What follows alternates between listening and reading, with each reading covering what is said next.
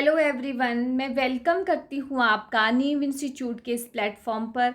जैसा कि आप सभी जानते हैं कि नीव इंस्टीट्यूट जो है वो डिफरेंट कम्पिटिटिव एग्ज़ाम की कोचिंग प्रोवाइड करता है।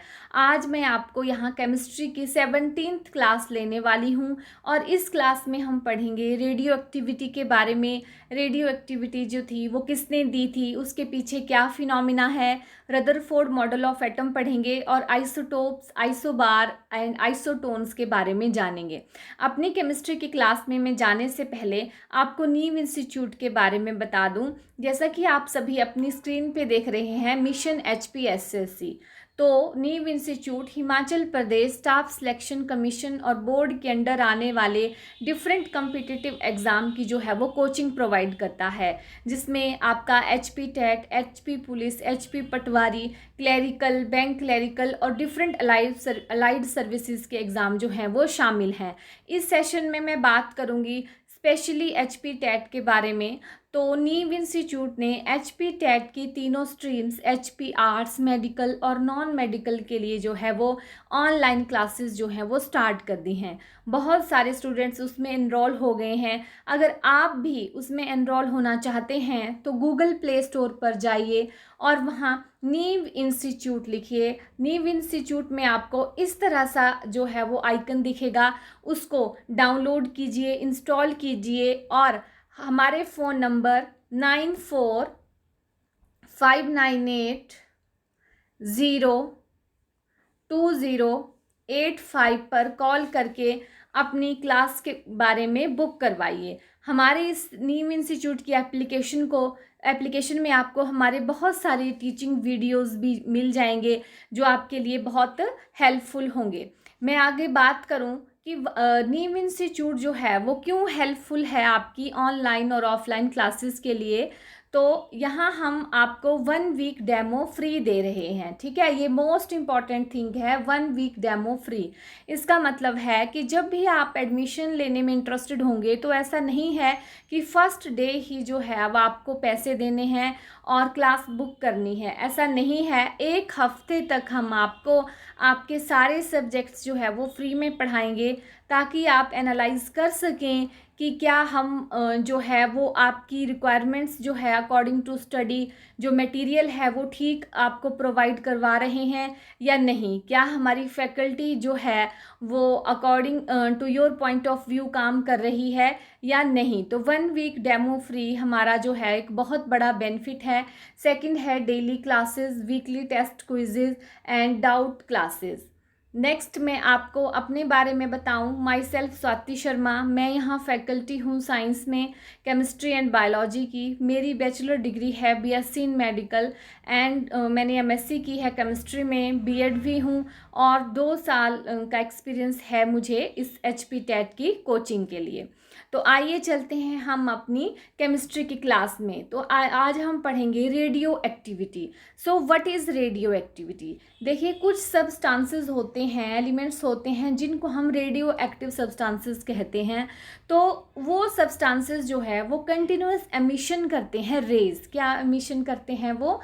रेज। अगर आप उनको कहीं रूम में रख देंगे, ठीक है, कहीं भी रख देंगे तो उनसे कंटिन्यूसली जो है वो रेज निकलती रहती हैं। तो ये फिनोमिना होता है रेडियो एक्टिविटी और ये दिया था हेनरी बेक्वेरेल ने, ठीक है।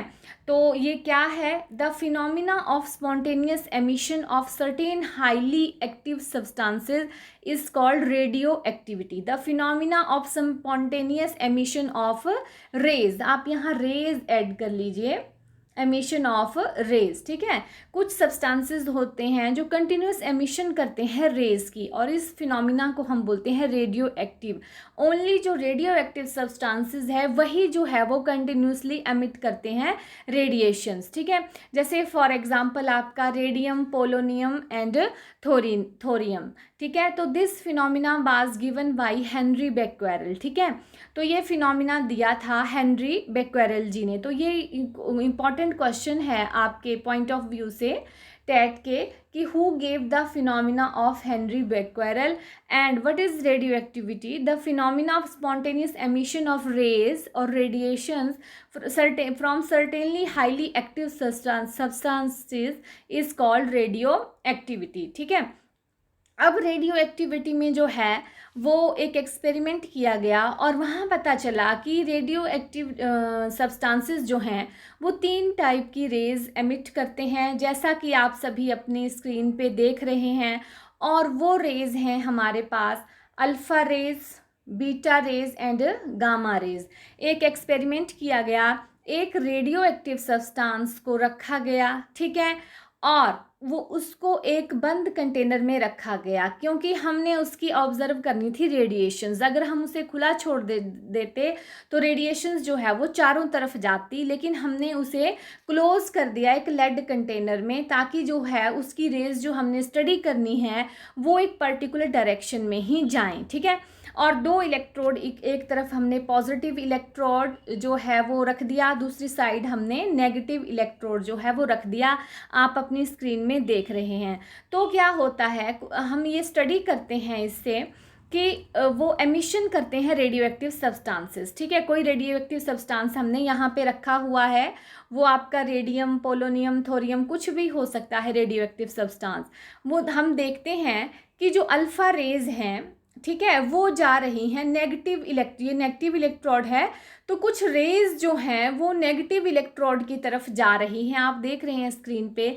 तो इन रेज का नाम दे दिया हमने अल्फ़ा रेज, ठीक है। तो इनका नाम हमने अल्फ़ा रेज क्यों रखा, क्योंकि ये नेगेटिव इलेक्ट्रोड की तरफ गई, तो इसका मतलब इनमें क्या होगा, अगर ये नेगेटिव की तरफ जाती हैं तो इसका मतलब है इनमें जो है वो पॉजिटिव चार्ज होगा, ठीक है। दूसरी हमारी हैं बीटा रेज, और आप देखते हैं कि कुछ रेज जो है वो पॉजिटिव इलेक्ट्रोड की तरफ जा रही हैं, तो इसका मतलब हुआ अगर ये पॉजिटिव इलेक्ट्रोड की तरफ जा रही हैं तो इनमें जो है वो नेगेटिव चार्ज है, और इनका नाम हमने रख दिया बीटा रेज। कुछ रेज आप देखते हैं वो सीधी चली जाती हैं बिल्कुल सामने, ना वो पॉजिटिव इलेक्ट्रोड की तरफ जा रही हैं ना नेगेटिव इलेक्ट्रोड की तरफ जा रही हैं, वो सीधे जा रही हैं, तो उन रेज का नाम हमने रख दिया गामा रेज, ठीक है। तो ये था जो रेडियो एक्टिविटी का फिनोमिना था, इससे हमें डिफरेंट रेज जो मिली वो मिली अल्फ़ा, बीटा एंड गामा, ठीक है। तो इस जो एक्सपेरिमेंट से क्या एविडेंस मिले तो वो मैं आपको समझा दी, अब मैं आपको बताती हूँ। 1 type of rays were deflected towards the negative plate, जैसा कि आपने देखा उधर इमेज में, indicating the presence of positive charge on them, these were called as alpha particles, ठीक है। जो रेज नेगेटिव प्लेट की तरफ गई उनमें पॉजिटिव चार्ज है और उसका नाम रखा गया अल्फ़ा पार्टिकल्स, ठीक है। Each alpha particle has 4 AMU, यहाँ पे थोड़ी मिस्टेक है, ये मतलब है 4 AMU, ठीक है, 4 AMU, 49 नहीं है, ये है 4 AMU, ठीक है, कि 4 इसका एटॉमिक मास है, ठीक है। Each alpha particle has 4 AMU मास, ठीक है, एटॉमिक मास यूनिट बोलते हैं हम एटॉमिक मास को। Each alpha particle has 4 AMU mass and 2 unit positive charge. It was found that alpha particle is same as helium 2 positive ion और helium nucleus, ठीक है। तो फर्स्ट एविडेंस जो निकली वो थे alpha particles, they are positively charge, ठीक है। और अल्फ़ा पार्टिकल का जो कंपेयर किया गया वो किया गया हीलियम आयन से और हीलियम न्यूक्लियस से, क्योंकि हमने कहा कि उसमें 4 AMU मास है। तो जो हीलियम एटम होता है आपको पता है उसका क्या मास है, 2 उसका एटॉमिक नंबर है और उसका एटॉमिक मास है 4। तो अल्फ़ा पार्टिकल कंपेयर किए गए हीलियम एटम से और हीलियम आयन से, ठीक है। तो क्योंकि हीलियम आयन में आपको दिख रहा है कितना चार्ज है, 2 पॉजिटिव चार्ज है, तो अल्फ़ा पार्टिकल्स जो है बताया गया कि उसमें 4 AMU मास है और 2 यूनिट पॉजिटिव चार्ज है। तो इसको कंपेयर किया गया हीलियम से, ठीक है, कि वो हीलियम न्यूक्लियस के बराबर उसका मास है और हीलियम 2 पॉजिटिव आयन के बराबर जो है उसका चार्ज है। अब यहाँ से क्वेश्चन आता है कि अल्फ़ा पार्टिकल्स जो है उसमें क्या चार्ज होता है, तो alpha particles are positively charge, ठीक है, और उनका मास और चार्ज जो है वो किसके बराबर होता है, मास होता है हीलियम न्यूक्लियस के बराबर और चार्ज होता है उनका हीलियम आयन के बराबर। यहाँ आपको स्क्रीन पे दिख रहा होगा जो मास होगा वो हीलियम न्यूक्लियस के बराबर होगा, दैट इज़ 4mu, और 2 पॉजिटिव उस पे चार्ज होगा जो हीलियम आयन के बराबर है। तो इसके साथ अल्फा पार्टिकल जो है वो कंपेयर किया गया। तो आपको पेपर में क्वेश्चन इस तरह से भी आता है कि अल्फा पार्टिकल्स को कंपेयर किया गया, या alpha particles are equal to in charge helium 2 positive ion and in mass helium nucleus. ठीक है, नेक्स्ट देखते हैं हम बीटा पार्टिकल्स। ठीक है, तो हमने देखा some rays deflected towards that positive plate, देखा है आपने स्क्रीन पे, indicating the presence of negative charge on them, these were named as beta rays. जो रेज जो है वो पॉजिटिव प्लेट की तरफ गई, इसका मतलब वो नेगेटिवली चार्ज हैं और हमने उनका नाम दिया beta rays. Such beta rays has charge and mass same as on electron. ठीक है, तो जो बीटा रेज थी उन पे जो चार्ज और मास है तो वो किसके बराबर है, इलेक्ट्रॉन के बराबर। तो इसका क्या मतलब हुआ कि जो बीटा रेज हैं वो और कुछ नहीं हैं, वो हैं स्ट्रीम्स ऑफ इलेक्ट्रॉन्स ओनली। जो बीटा रेज हैं वो नेगेटिवली चार्ज आपके इलेक्ट्रॉन हैं, क्योंकि उनका चार्ज और मास जो है वो इलेक्ट्रॉन के बराबर है। ठीक है, the third type of rays were not deflected by the applied field. ठीक है, थर्ड टाइप ऑफ रेज आपने देखा वो सीधी चली गई, ना वो पॉजिटिव प्लेट की तरफ गई ना नेगेटिव प्लेट की तरफ। These were have no charge and these were called as gamma rays. तो आप अल्फा, बीटा और गामा रेज की प्रॉपर्टीज, उन पे क्या चार्ज रहता है, क्या मास रहता है, ठीक है, ये सब आपको पता होना चाहिए। आपके टेट के एग्जाम में इससे रिलेटेड जो है वो क्वेश्चन पूछे जाते हैं। नेक्स्ट है Rutherford model of an atom. Last class में हमने पढ़ा था जे थॉमसन मॉडल। अगर आपको याद होगा तो J Thomson model is also called plum pudding model of an atom which tells about the neutrality of an atom. ठीक है, अब Ernest Rutherford was interested in knowing that how the electrons are arranged within an atom. ठीक है, Rutherford इसके लिए जो है Rutherford designed an experiment for this. In this fast moving alpha particles were made to fall on a thin gold foil. ठीक है, Ernest Rutherford जो थे वो इंटरेस्टेड थे जानने में कि इलेक्ट्रॉन जो है, पता चल गया है हमें पहले कि जो एटम्स होते हैं इसमें इलेक्ट्रॉन, प्रोटॉन्स और न्यूट्रॉन्स होते हैं। अब रदरफोर्ड जी को ये जानना था कि जो इलेक्ट्रॉन्स होते हैं उनकी पोजीशन क्या होती है किसी एटम में। तो उन्होंने इसके लिए एक एक्सपेरिमेंट किया, इसको अल्फ़ा पार्टिकल्स के स्कैटरिंग एक्सपेरिमेंट भी कहते हैं। ठीक है, तो ये इसमें क्या था आप देख रहे हैं, यहाँ पे आपको दिख रहा है आप सबकी अपनी अपनी स्क्रीन पर, ये है सोर्स ऑफ अल्फ़ा पार्टिकल्स। मतलब अल्फ़ा पार्टिकल्स कौन एमिट करते हैं, अल्फ़ा रेज आप करते हैं रेडियो एक्टिव सब्सटेंसेस। तो इसमें जो है कोई रेडियो एक्टिव सब्सटेंस रखा गया है और थोड़े से होल के द्वारा उससे जो है वो रेज निकली गई हैं और ये थिन गोल्ड फॉयल जो है वो ली गई है। ठीक है, अब ये स्टडी करते हैं अल्फ़ा रेज की। ठीक है, तो जब थिन गोल्ड फॉयल रखी गई है तो अल्फ़ा रेज जो यहाँ से आ रही हैं वो इसको क्रॉस कर जाती हैं। ठीक है, और फिर इससे जो है वो सर्कुलर स्क्रीन लगाई गई है इस साइड, ताकि हम उनकी जो, ऐसे तो वो पूरे रूम में बिखर जाएंगी रेज, तो हम उनको स्टडी करने के लिए स्क्रीन लगा रहे हैं। ठीक है, तो ये आपका सोर्स ऑफ अल्फ़ा पार्टिकल है, मतलब कोई रेडियो एक्टिव सब्सटेंस है यहाँ पे। ठीक है, ये थिन गोल्ड फॉयल है और स्क्रीन लगा दी गई है इसको स्टडी करने के लिए। अब क्या होता है आप देख रहे हैं कि most alpha particles are undeflected. यहाँ से कुछ मैक्सिमम जो अल्फ़ा पार्टिकल्स हैं वो कहीं भी नहीं जा रहे हैं, डिफ्लेक्ट होके सीधे चले जा रहे हैं। ठीक है, कुछ अल्फ़ा पार्टिकल जो है वो स्मॉल एंगल से डिफ्लेक्ट हो रहे हैं। देखिए आप देख रहे हैं यहाँ पे लिखा है मोस्ट पार्टिकल्स आर अनडिफ्लेक्टेड। ठीक है, स्कैटर्ड पार्टिकल्स कुछ इस साइड गए, एक दो इस साइड गए, और बहुत ही कम पार्टिकल्स जो थे वो इस तरह से यहाँ स्ट्राइक होकर यहाँ से पीछे हट गए। तो ये 3 तरह की ऑब्जर्वेशन जो थी वो रदरफोर्ड अल्फ़ा स्कैटरिंग एक्सपेरिमेंट में थी। अल्फ़ा रेस स्कैटरिंग एक्सपेरिमेंट, ये सोर्स है अल्फ़ा पार्टिकल्स का। ठीक है, गोल्ड फॉयल है, आप देख रहे हैं कुछ जो है मोस्ट पार्टिकल्स आर अनडिफ्लेक्टेड, कुछ स्मॉल एंगल से डिफ्लेक्ट हो रहे हैं और बहुत कम आप देख रहे हैं यहाँ से पीछे हट रहे हैं, ठीक है। तो ये था वो एक्सपेरिमेंट। अब इस एक्सपेरिमेंट से उसने बहुत सारे एविडेंस निकाले, तो हम देखते हैं कि वो क्या क्या हैं। Conclusion from experiment, most of the, यहाँ पे गामा नहीं है, यहाँ पे है अल्फ़ा। क्या है यहाँ पे? अल्फ़ा। आप अपनी कॉपीज़ में अल्फ़ा करिए, यहाँ प्रिंटिंग मिस्टेक है, अल्फ़ा, ठीक है। Most of the alpha particles go straight through the gold foil undeflected, आपने देख लिया, ठीक है। इट मीन्स, तो इसका क्या मतलब हुआ? Most of the space inside the atom is empty. अगर most of the alpha particle जो था वो गोल्ड फॉयल से स्ट्रेट चला गया अनडिफ्लेक्टेड, तो इसका मतलब है कि मोस्ट ऑफ द स्पेस जो है inside the atom is empty. It means that a positively charge centre in an atom is called the nucleus, ठीक है। तो इसका मतलब है एक पॉजिटिवली चार्ज एटम में एक न्यूक्लियस होता है, ठीक है, वो पॉजिटिवली चार्ज होता है वो न्यूक्लियस, ठीक है। It means that a positively charge centre in an atom is called the nucleus. और जो रदरफोर्ड थे उनको फादर ऑफ न्यूक्लियर फिजिक्स भी कहा गया था, क्योंकि उन्होंने एटम में जो है वो न्यूक्लियस डिफाइन किया था। आगे है all the mass of an atom resides in it, जो भी मास है एटम का वो न्यूक्लियस में ही होता है, ठीक है।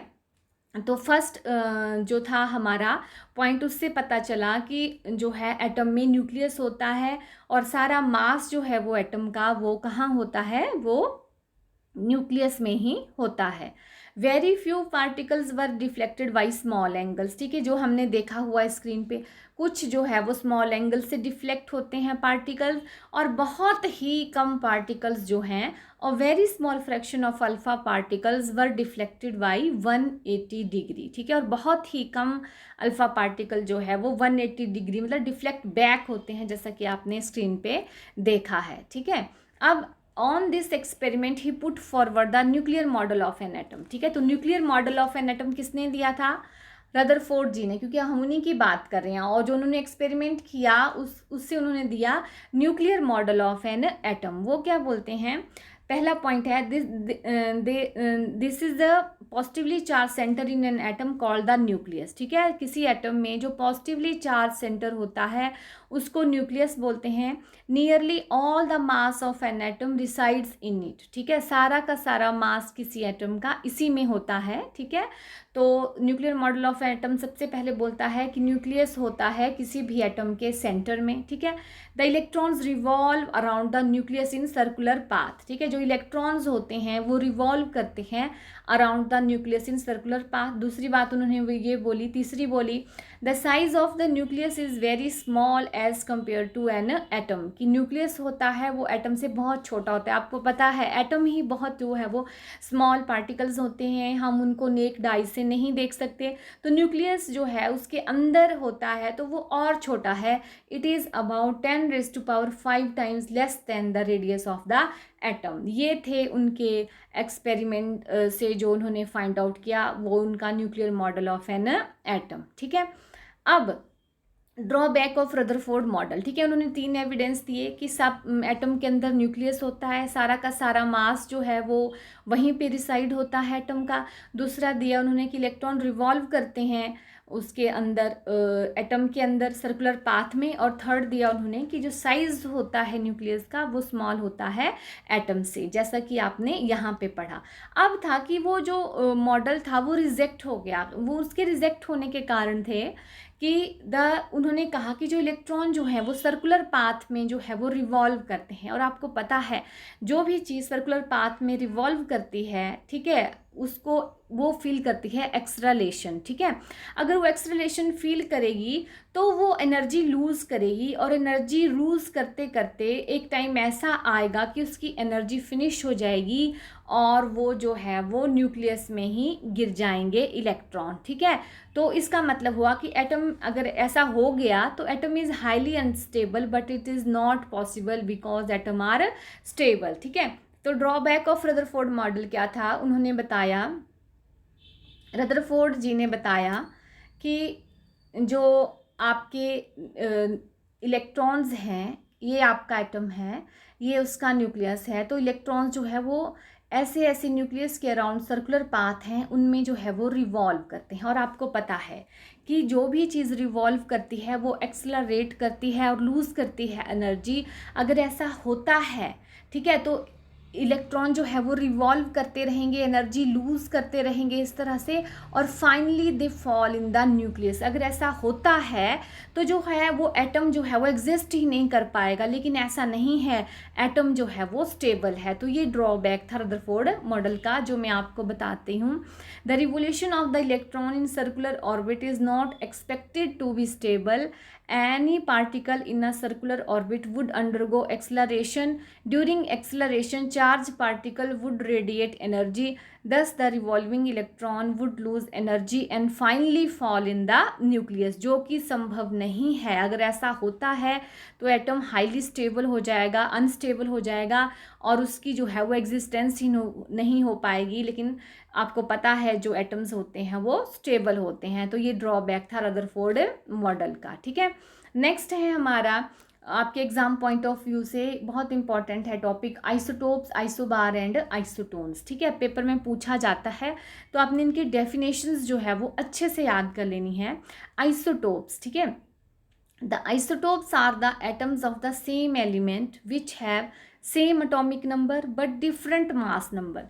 एटम जो है वो किसी एलिमेंट्स के वो आइसोटोप्स होते हैं जिनका अटोमिक नंबर सेम है, लेकिन जिनका अटोमिक मास जो है वो डिफरेंट होता है, ठीक है। जैसे आप अपनी स्क्रीन पे देख रहे हैं यहाँ पे हाइड्रोजन, ठीक है, तो आप क्या देख रहे हैं हाइड्रोजन में, आप देख रहे हैं कि उसका जो है वो सबका अटोमिक नंबर क्या है, 1 1 एंड 1, लेकिन अटोमिक मास जो है वो डिफरेंट है, ठीक है।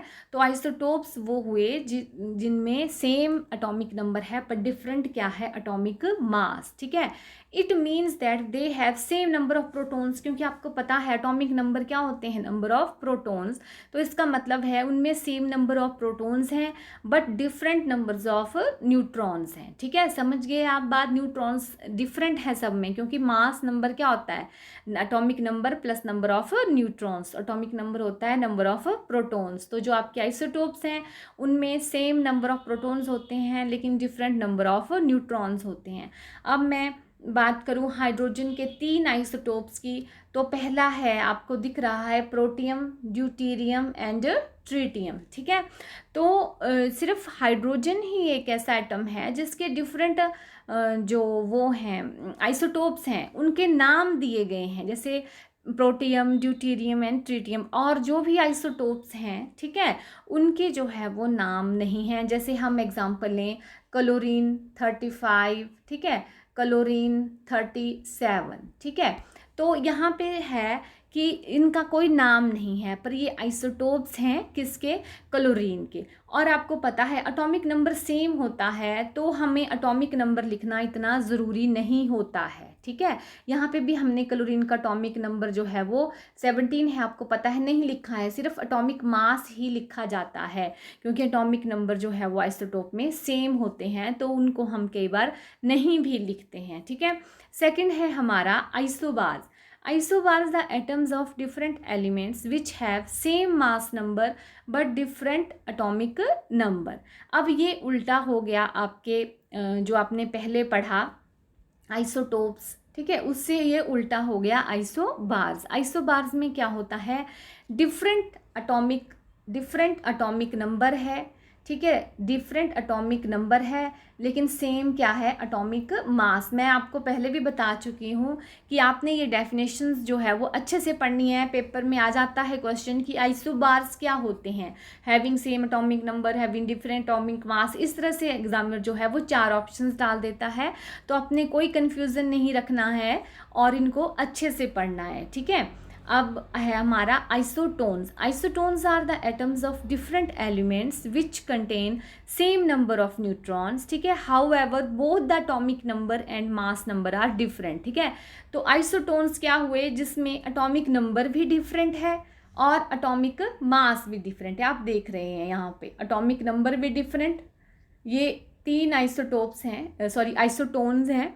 कार्बन, नाइट्रोजन एंड ऑक्सीजन, तीनों में जो है वो एटॉमिक नंबर भी, कार्बन में 6 है, नाइट्रोजन में 7 है, ऑक्सीजन में 8 है, ठीक है। और एटॉमिक मास भी डिफरेंट है, कार्बन का 14 है, नाइट्रोजन का 15 है एंड ऑक्सीजन का क्या है 16। तो आइसोटोन्स में एटॉमिक नंबर और एटॉमिक मास दोनों डिफरेंट होते हैं, लेकिन सेम क्या होता है, सेम नंबर ऑफ न्यूट्रॉन्स। अगर आप फाइंड आउट करें और आपने पिछले वाले लेक्चर्स अच्छे से लगाए हों तो आपको पता चल जाएगा कार्बन में यहाँ पे कितने नंबर ऑफ न्यूट्रॉन्स हैं, क्योंकि आपको पता है एटॉमिक मास क्या होता है, number of protons plus number of neutrons, ठीक है। तो नंबर ऑफ न्यूट्रॉन्स यहाँ पे कितने हैं 8, यहाँ कितने आ रहे हैं नाइट्रोजन में 8, और यहाँ कितने आ रहे हैं 8 आ रहे हैं, ठीक है।